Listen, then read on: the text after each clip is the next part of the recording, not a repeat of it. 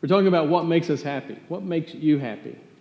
And we've bounced different things around and trying to understand that happiness is something that is achievable. It's something that God wants us to experience.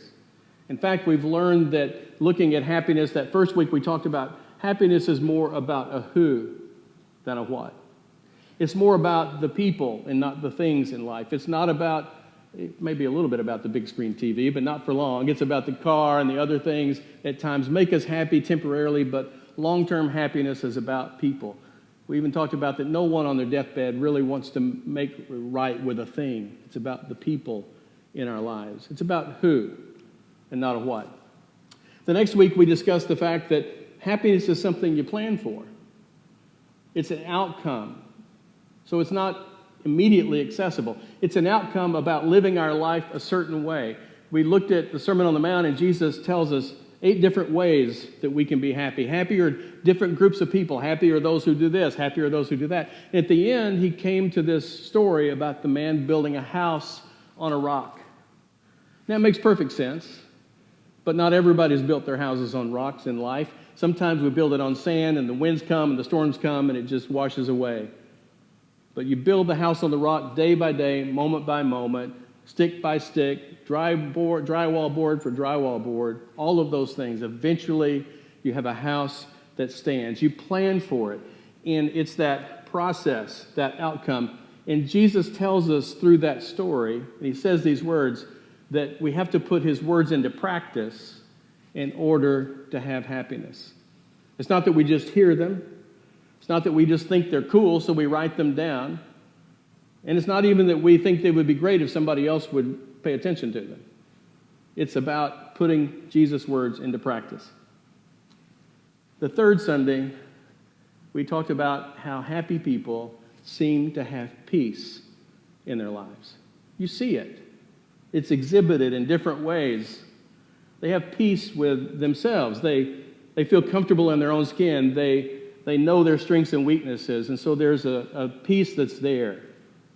They have peace with other people. Their relationships hit bumps and bruises like the rest of ours, but they have reconciliation and they have wholeness in those relationships. And finally, we know that people who are happy ultimately, hopefully, have peace with God, that all-important peace. And the last week was entitled Happy Money. Now, it's a strange phrase, I know, but we understood that money and happiness are connected. Now, I told you last week that I knew just how much more money you would like to have. For each one of you, I knew exactly how much more you wanted to have. More than you currently have. That was the answer. We all are seeking for sometimes more, but we know that there are people who have more than we do that are happy. Some of those that have more than we do are not happy. And we know that there are people who have less than we have that are happy, and some of those are not happy. So it's not about the amount. It's not about the more. It's about the management of. And that our goal in life and our way to happiness and to have happy money is that it's managed money, that we actually manage the money and not the other way around. The money does not manage us. Well, today it's sort of a chicken or egg question between pleasure and happiness. Which comes first? You know, when you're unhappy, we tend to look for something that will make us feel better. And we buy that something, we drink that something, we eat that something, we experience a something, hoping that it makes us feel better. And we reach out for it immediately. And over time, we look back and realize it really didn't make us happy. You know, when I was pastoring a number of years ago, for about 12 years, I did a lot of counseling for church members, and it was disappointing and heartbreaking at times to see how certain people get caught up in chasing these immediate pleasures or these immediate things that might make them feel better, but ultimately undermine their own happiness. You know, we know in the world that we're going to have difficult times, so we don't need to be creating other things that can cause that unhappiness. There's going to be enough unavoidable pain rather than creating it ourselves. The Bible tells us that we're going to have trouble in life. And many times the reason we have trouble, many times that the happiness is undermined, is around these two words, pleasure and happiness. Now, I went to Google, which is sometimes dangerous, and I Googled, what do people pay for pleasure? Now, you got to be careful.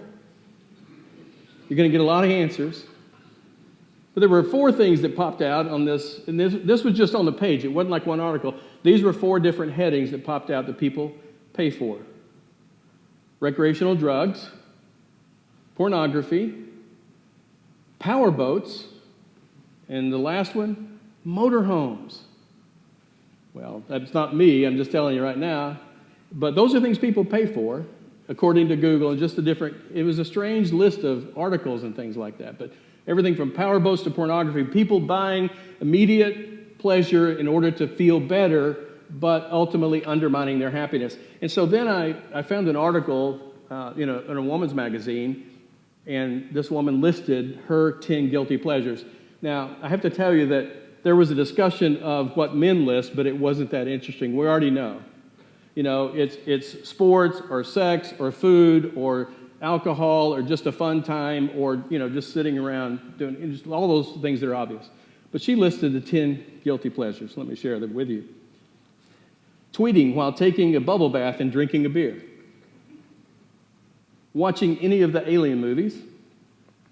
Listening to a guy with an accent talk. By the way, how many of you have a different accent on your Siri, on Apple phone or anything? I have an Australian woman that speaks to me. I don't know if you may have a British guy or something. Or number 4, late night Taco Bell and chocolate ice cream. Regifting. Fuzzy socks that go all the way up to your knees. Reading OK Magazine. Sleeping late without being interrupted. Number 9, stealing fluffy pillows from luxurious hotels. Criminality makes, one of those guilty pleasures. And number 10, wait for it, listening to my Barry Manilow Greatest Hits album.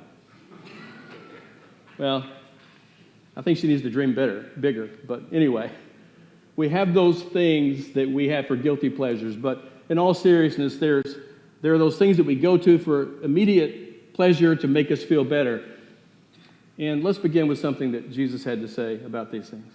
The thief comes only to steal and kill and destroy. Now, Jesus, when he says these words, is right in the middle of talking about other things, and then he sort of pauses mentally and just puts this out there. The thief comes only to steal and to kill and destroy. Now, the thief can be anyone who comes into your life and steals that dream or kills that opportunity or destroys that relationship.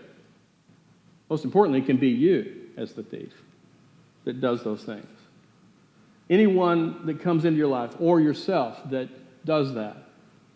Now, who has the most potential to steal, to kill, and destroy? I am my own worst enemy. We are our own worst enemies. We look back and we realize that because let me just remind us that, you bought it, you drank it, you ate it, you leased it, you smoked it, you dated it, you slept with it, some of you even married it. So there's that thing that we do to ourselves. We're our own worst enemy. We want to blame other people and other circumstances, but we are our own worst enemy.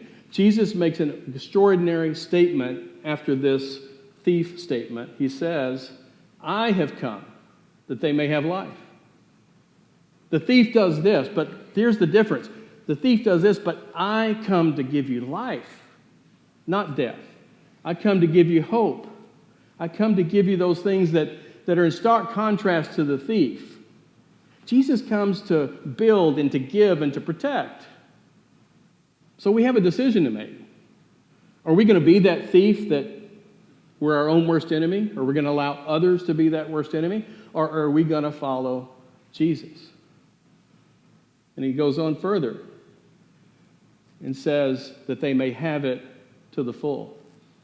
Now, the New International Version translates the word full, but some of us remember the King James Version of the Bible, that translation, that says, I've come that they might have life and have it more abundantly.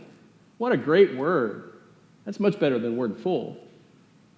abundantly, that abundant life, that full life that we have.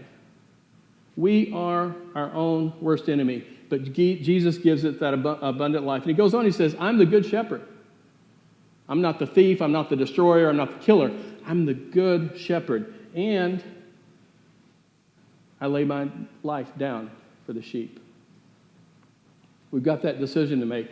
Jesus says we're like sheep. Now, it's not necessarily an insult, but sheep are considered to be very stupid animals. And so I don't think it's an intentional insult as much as it is descriptive, because remember, you bought it, you leased it, you ate it, you drank it, you smoked it, you dated it, and I ran out of space on the slide. So, the Bible tells us in the New Testament that there's this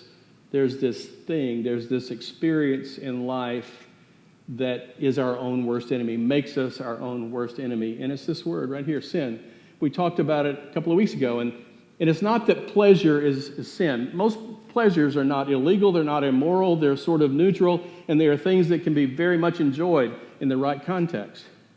But the sin is the fact when we chase those things for the feeling better to undermine our happiness, because we know that sin separates. That's what happens when we chase the immediate pleasure to make us feel better. When we chase those things over and over and over again, that eventually we're going to undermine our happiness. That's the sin. It's not the thing. That's the sin. Sin separates. And so we can look at that verse a little differently. Sin comes only to steal and to kill and destroy. In other words, there's an enemy without, there's an enemy within, and then there's the enemy that we see in the mirror. Ultimately, we undermine our own happiness. We know these things that I'm talking about, but a big part of it, as I said earlier, is confusion around these two words. Now keep in mind, God created us with the capacity for both pleasure and happiness. God created sexual pleasure. I heard a pastor telling the story. He said, just imagine God's there and he's looking down on the creation. He says, all these animals reproducing, but he says, we made humankind in my likeness, and I'm going to give them something really special. It's going to get them a lot of trouble sometimes, but it's really special. It's sexual pleasure and other kinds of pleasure. I'm going to give them the ability to experience pleasure. Keep in mind that the first miracle described in the New Testament that Jesus performed was not healing somebody. It wasn't Jesus looking at somebody and saying, I forgive you, go and sin no more. The first miracle reported is Jesus made wine for the party. So there's a pleasure aspect to life that we know is available to us. God created a capacity for pleasure and happiness both, not one against the other. The problem is not an either or. The problem is the priority, which comes first. And it's not a question of a chicken or egg. It's obvious that happiness is the priority. Happiness is the thing that comes first. When we prioritize pleasure over happiness, you get neither. One leads to the other, but one undermines the other. Happiness can lead to pleasure, but pleasure in and of itself undermines happiness. If you pursue pleasure without principles that lead to happiness that we've talked about for these 5 weeks, at the end of the day, you have neither, because eventually pleasure loses its pleasure and becomes a prison. The Apostle Paul wrote to the Christians at Rome, and he begins the passage by saying, don't you know? Now, this is Paul's way of saying, guys, I know you know this. This is a no-brainer. Don't you know that when you offer yourselves to someone as obedient slaves, you are slaves of the one you obey? Don't you know that? When you say yes, yes, yes, and you choose over and over again of that immediate pleasure, you're no longer doing it as a choice. It's no longer choosing it. You've become a slave. You're behaving as if you have to, not want to. Then Paul goes on further and he says, whether you are slaves to sin, which leads to death, or to obedience, which leads to righteousness. This is how it works. Are you a slave to death, or are you obedient, which leads to righteousness, a right standing with God? it's hard to define what being in right standing with God means. It's hard to describe what that feels like. I think it's probably more palpable and achievable to understand when we say, I know what it's not. I know what it feels like when I'm not.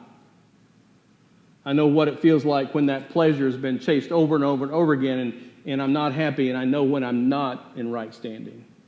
So knowing when I'm not, I can find out what it's like to be in that. Every time, if you open the door, every time pleasure approaches, you're going to choose it over and over and over again. Sin always kills stuff. When we offer ourselves over and over, we become a slave to it. We offer ourselves to God as the shepherd, as the good shepherd. That's the secret. Because we know that when we say yes to God, we have peace with God. And you're familiar with this slide. Peace with God paves the way to peace with ourselves and equips us to make peace with others. This is what happiness is. If you say yes to pleasure over and over and over again, you become a slave. When pleasure takes precedence over the principles, I'll say it again, of happiness, you have neither pleasure nor happiness. We talked a couple of weeks ago about the principle of sowing and reaping. And Jesus talking about you sow what you reap, or you reap what you sow, and you need to keep sowing and sowing well and sowing effectively. So in a sense, Jesus is saying sow better, to reap better, to feel better. That's the formula for happiness. We get into trouble when we're unhappy and we immediately want to do something to make us feel better. And Jesus says there is no quick fix. You sow and you sow and you sow. Happiness is not immediately accessible. You become a slave to the one to whom you're obedient. If your response to unhappiness is, I've got to do something right now to feel better, you're undermining your happiness. I'll say it again. We know this. It's like Paul saying, don't you know? Yes, we do know. Everyone in this room, we know the thing that we reach for to give us that quick fix. Maybe it's a drink. Maybe it's buying something. Maybe it's eating something. Maybe it's sex. Maybe it's watching some video. Maybe it's something. Whatever it is, we reach for. And we fill ourselves with that, hoping it makes us feel better. But every time we obey that inclination, we're acting like a slave or a servant to that ultimately undermines our happiness. Listen carefully to this next sentence. Carefully. Following Jesus will make your life better and make you better at life. Wouldn't that be great to choose that? Following Jesus will make your life better than the pleasure. It will make you better at life than just chasing those immediate conclusions. Jesus says, I'm the good shepherd, not a quick fix. So. So I'm going to ask you a question this morning. Nobody can read your mind, and I'm not going to ask for a show of hands or answers or anything like that. So there's no reason in not answering it in your own mind and heart. You owe it to yourself to know the answer to it. You owe it to the people you love to know the answer to this question. Is there a pleasure that's undermining your happiness? You owe it to yourself to know this answer. Only a thief comes to steal and to kill and to destroy. And if there's a pleasure that's slowly undermining that, then you are the thief. You've said so many times this question, is there a pleasure that's slowly taking you prisoner? You said it over and over and over again. And without meaning to prioritize the pleasure, you actually have undermined your own happiness. One day you'll wish you quit opening the door. One day you'll look back and say, I've become once again, I'm my own worst enemy. We are, in fact, sheep that need a shepherd. Perhaps today, you'll be willing to trade your pleasure for a shepherd, for a good shepherd. That transaction is important. And if you make that choice today for that exchange, you'll never, never, ever regret it. Amen.